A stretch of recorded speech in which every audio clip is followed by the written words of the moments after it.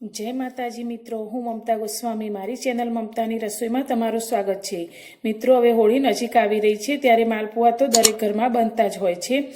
तो आपणे मालपुआ बनाववा माटे लोटने लांबो समय सुधी पलाळीने राखवो पड़तो होय छे, परंतु आजे आपणे लोटनो उपयोग कर्या वगर के मैदानो उपयोग कर्या वगर अने लोटने लांबो समय पलाळवानी झंझट कर्या वगर ज इन्स्टंट एवा मालपुआ तैयार करीशुं। तो मालपुआ बनाववा माटे मैं अत्यारे आ रीतनी मोटी सोजी लीधी छे, ते 1 वाटकी लीधी छे, ते आपणे एक मिक्सर जारनी अंदर एड करीशुं।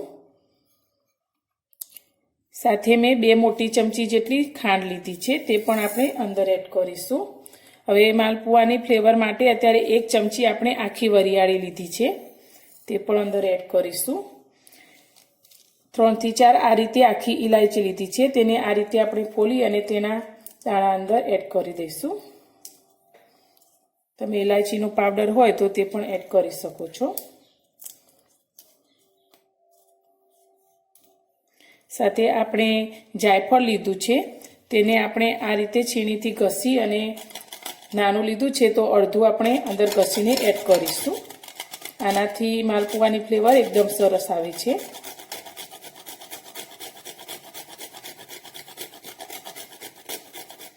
तो आ रीते आपणे अर्धुं घसी लीधुं छे। हवे आ बधी ज वस्तुने आपणे एकदम सरस रीते झीणुं पीसी लईशुं। बधी ज वस्तुने आपणे पीसी लीधी छे। तो आ रीते एकदम सरस आपणे पाउडर जेवुं तैयार करी लीधुं छे। तो हवे अत्यारे मैं दूधनी फ्रेश मलाई लीधी छे, ते 2 चमची जेटली आपणे आ मिक्सरनी अंदर एड करीशुं।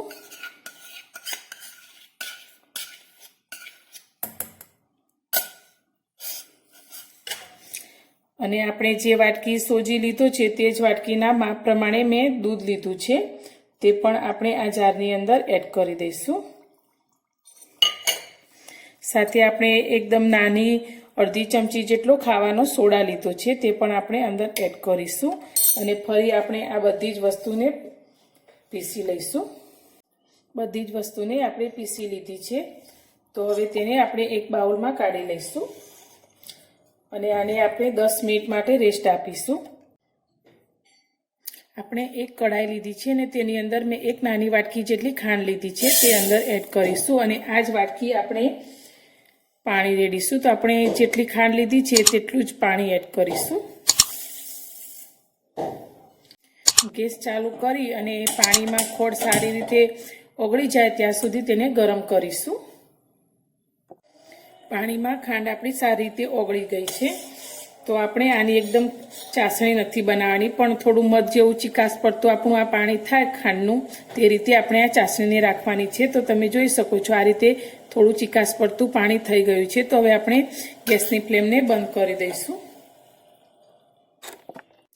આપણું બનાવેલું ખીરું સેટ થઈ ગયું છે। તો તેની અંદર આપણી સોજી દૂધની અંદર સારી રીતે ફૂલી ગઈ હતી। તો તેની અંદર મેં 4 ચમચી જેટલું પાણી રેડી અને આ રીતનું પાતળું ખીરું તૈયાર કરી લીધું છે।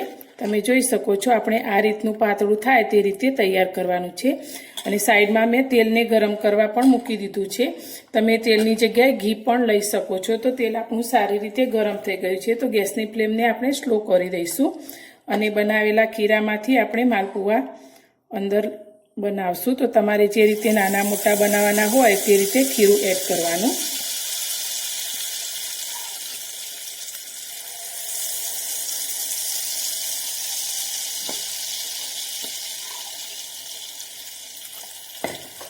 હવે નીચેની સાઈડ થોડી ગોલ્ડન થાય ત્યાં સુધી તેને આપણે તળાવવા દઈશું।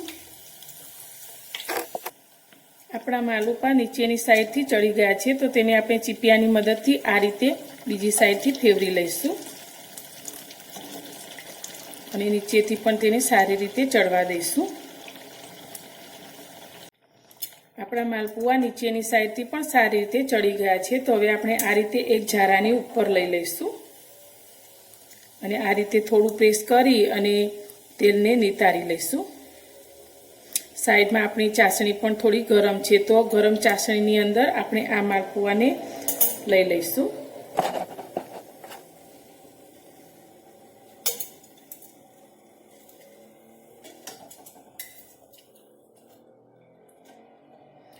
અને આ જ રીતે આપણે બીજા માલપુઆ પણ તૈયાર કરીશું। ત્યાં સુધી તેને આપણે ચાસણીમાં જ રાખીશું।